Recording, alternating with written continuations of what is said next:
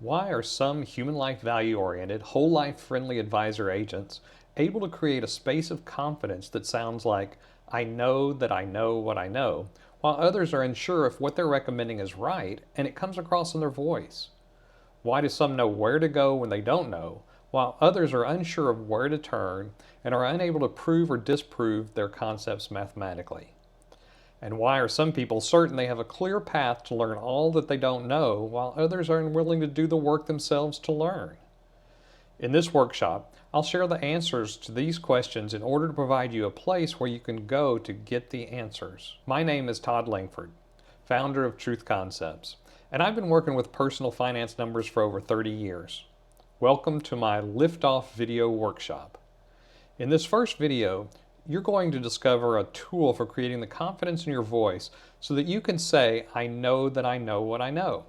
This is going to immediately help you know the truth around interest rates and the importance of time in financial math. Once you get this down, you'll start experiencing the benefits of using calculators to be a colorful cue card for your story. So if you're a financial advisor, but you aren't getting any traction with prospects regarding the protection path, or you're anyone else helping people with their finances that isn't bringing up the time value of money, stay with me because you're going to discover why human life value-oriented, whole life friendly advisor agents like you and me can get composed and encouraged by using calculators to be a colorful cue card for your story, and why it's critical you get the confidence and clarity about what the calculators say versus relying on calculators themselves to tell your story.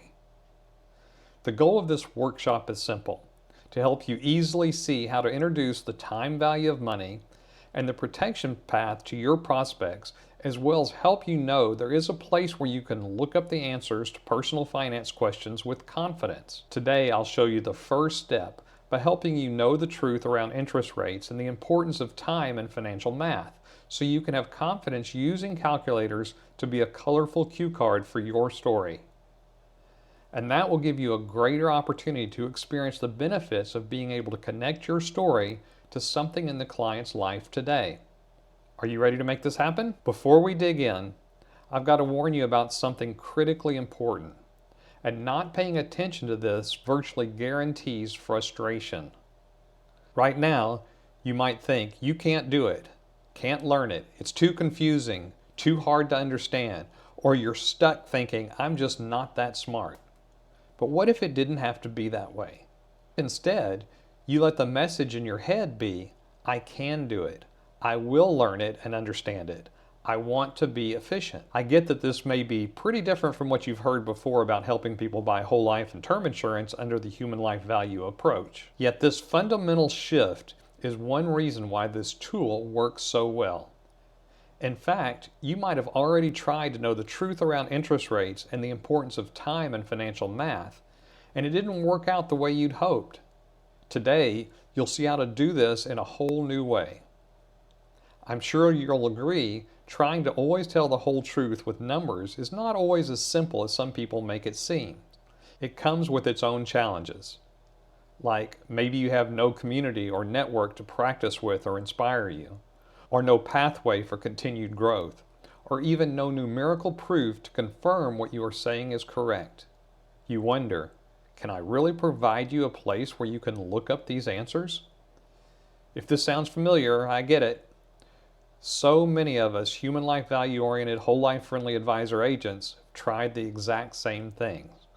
We've heard the little voice of doubt in our head, wondering if it's possible. And I'm here to show you it is. That's why in this video, I'm going to demystify the process of learning that goes into knowing the truth around interest rates and the importance of time in financial math. This will save you a lot of time, money, and frustration. In this first video, I'm going to share a calculator and a story that I've developed after years of trial and error. It's called How Banks Make Money. If you would like to quickly identify mistakes in math around money, this will serve as a tremendous resource to eliminate the frustration and help you know the truth around interest rates and the importance of time in financial math. Maybe you're a financial advisor, or maybe you're someone else helping people with their finances, like a CPA. Either way, you're in the right place because after this video, you'll know how to know the truth around interest rates and the importance of time in financial math. I developed this framework for you because I saw so many human life value oriented, whole life friendly advisor agents become completely sidetracked while trying to get to the whole truth around how interest rates work inside whole life and other financial products. For example, I saw advisor agents who were trying to help people buy whole life insurance before they knew how to quickly identify mistakes in math around the area of personal finance. And so they were sucked into using gimmicks instead of the truth. And if you're anyone else helping people with their finances, like CPAs or other financial guides, and you aren't acting as a true professional who knows the numbers, even if you don't show the numbers, it's often because you don't know which calculator to turn to first, or know which calculator proves or disproves what strategy works and what doesn't work, and so you feel out of place. I could go on, but I know us advisor agents need clarity, because in full transparency, that was my story too. Before I outline what Truth Concepts Academy and the Truth Concepts 360 membership can do for you, along with the specifics for each step, you might be wondering how I got into all of this and figured it out. Let me tell you so you can understand where it's coming from. It started when I knew I had to create a way to show prospects and clients the time value of money in a way they could really get it, in order for them to know the truth around interest rates and the importance of time in financial math. But I wasn't sure I could do it because the typical financial calculator in the marketplace doesn't show all the inputs and the conversation gets confusing. I looked at all the various calculators and software systems out there and I wasn't comfortable using any of them. And to be blunt, I wanted to make my own, and yet I doubted I could do it because, like you, sometimes I'm unwilling to financially invest in myself. And on top of that, I figured there were too many people only interested in quick fixes who don't really want to take the time to learn. If any of this sounds familiar, let me tell you, I know exactly what it's like. I felt over my head and unsure if the effort would prove worth it. And since I didn't know who to trust, and I even questioned myself whether I could do it, I felt a bit stuck.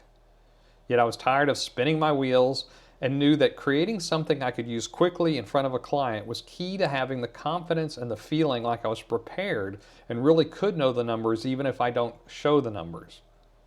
Plus, how could I feel good about helping people know the truth around interest rates and the importance of time in financial math if I didn't feel good about the calculator I was using, or trust the person who had created it? This feeling of composure and internal encouragement was what I was after.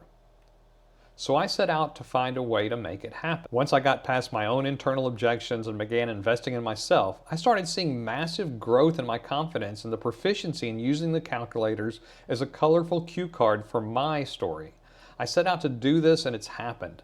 I now create efficiency and effectiveness with every story. This let me prove the truth around interest rates and the importance of time in financial math, which is exactly what I was going for. And if you're ready to be able to connect that story to something in your client's life today too, you're going to love what's coming up, because this story doesn't stop with me.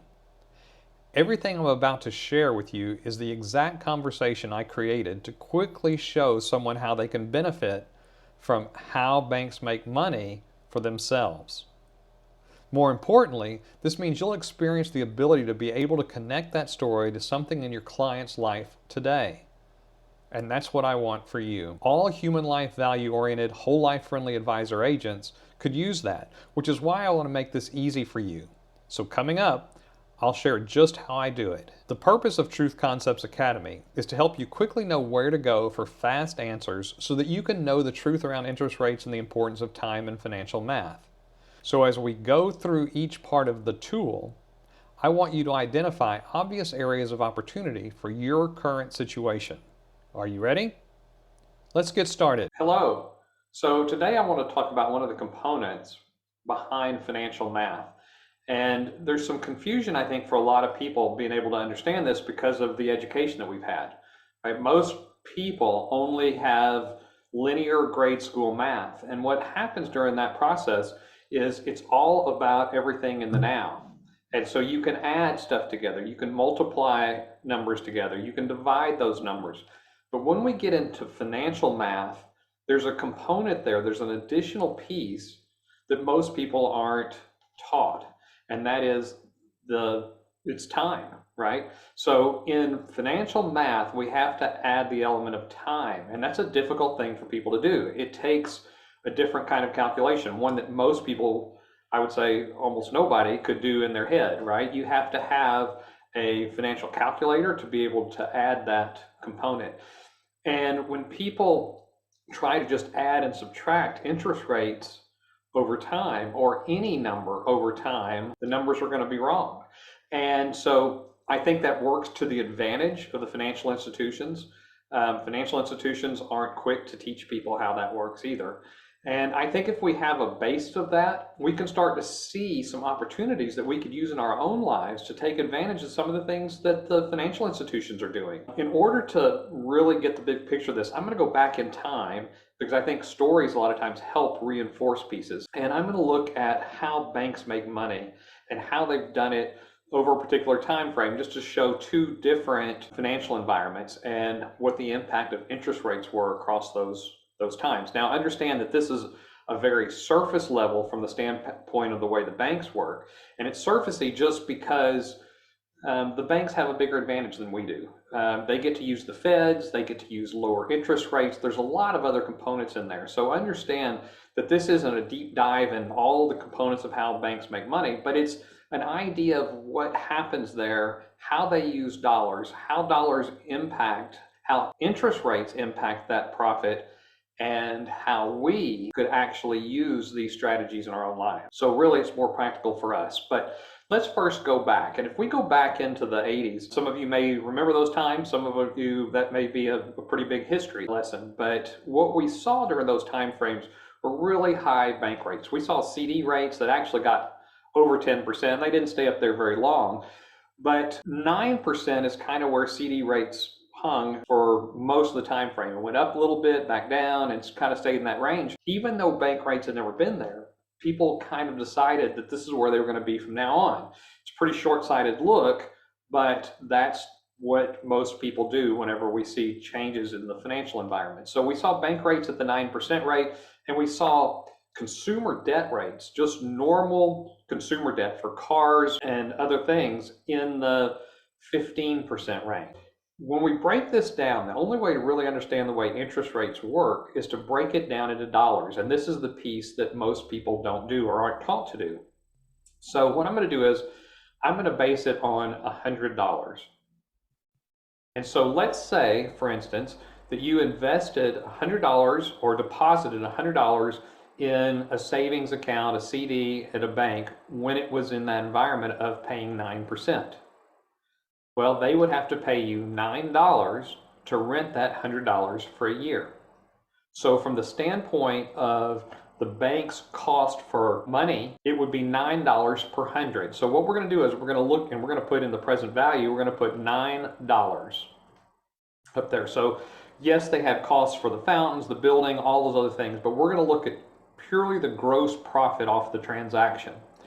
And so if I put $9 as the cost for them to rent $100 from a depositor, but they can turn around and sublet that money out at 15%. So 15% of 100 is going to be $15. So what happens is they pay $9 per 100 to rent somebody's money, and they send it back out and they get $15 per 100. So the investment of 9 to get 15 every single year. So in the future, it's going to be $15 at the end of the year, a 1-year time frame. And when we do that, what we see is the profit is not the difference between 9 and 15. And again, grade school simple math where we take 15, subtract 9, and say, oh, well, they made 6%. They didn't. There's a 6% spread in interest rates, but the actual profit is 66.67%. And that seems for most people hard to believe. In fact, it's so hard to believe that many people in the financial industry don't even understand this. So what we have to do is think about it in other terms. So let's look at it in terms of a regular retail business. If any retail business can buy a widget for $9, turn around and sell it for $15, then what they would claim is that that is a 66.67% profit, and it is. That is a 66.67% markup, which it is. It's the same thing that goes on in the financial institutions with money. It's just that we're marking up money rather than a physical object. Okay, so that was all well and good, and it's a surprise for a lot of people that the banks were making that kind of money. 66.67 when they thought, hey, if I put money in my account at 9%, yeah, the bank's charging me 15 on the other side. That's a 6% cost. Again, the difference between 9 and 15, but the real cost is 66.67, or the real profit for the bank is 66.67. So let's go forward in history. So from the 80s, we moved into the late 80s, early 90s. We saw the savings and loan debacle. There was a lot of things that came apart, and we saw the banks in trouble. In other words, at 66.67, the banks weren't really making enough money to cover some of the costs that were going on. So as a cure for this, the Federal Reserve stepped in and adjusted the savings rate down into the 3% range. So all of a sudden, rather than paying 9% to depositors, the banks were paying 3%. And they kept their spread of 6% the same. So what does that mean? That means rather than paying depositors 9% and getting 15%, they were now paying depositors 3% and getting 9%. So it's the same 6% spread, and in a lot of people's mind, it was the same profit for the banks. But again, let's get a calculator and see what that really looks like. So when we do that, and we look at it again per $100, because we have to put it into a dollar amount to actually figure out what's going on. So the bank's cost at the 3% range to rent $100 for a year is $3. Now, they can sublet that out to somebody else for 9% or $9 per 100. So in the future, they're going to get $9 back for that per year, and the profits went to 200%. So it's interesting. Grade school math tells us that both of these are the same, right? 9 from 15 is 6%. 3 from 9% is 6%. But that is not the way financial math works. The reality is, even though the spread was the same, they went from 66.67% profit to 200% profit. Now, what does that mean for us? It means we need to understand those differentials in interest rates. And the higher the interest rate, the larger the spread has to occur to be the same overall profit. The lower the interest rate, it just takes small differentials in order to have a big impact. So 3 to 9 is a much bigger impact than 9 to 15. What does that mean for us? What if we could take advantage of these? Now, we don't have the power and the ability the banks do. Again, we don't have the Federal Reserve to be able to borrow money at much lower rates. But let's just look at it. What if we could find money that was going to cost us, say, 5%, and we could turn around and get 8% on those dollars? That's a 3% spread, but it's a 60% profit. There's not a lot of things out there doing 60%. So maybe it wouldn't be that big. Maybe we couldn't go from 5% to 8%.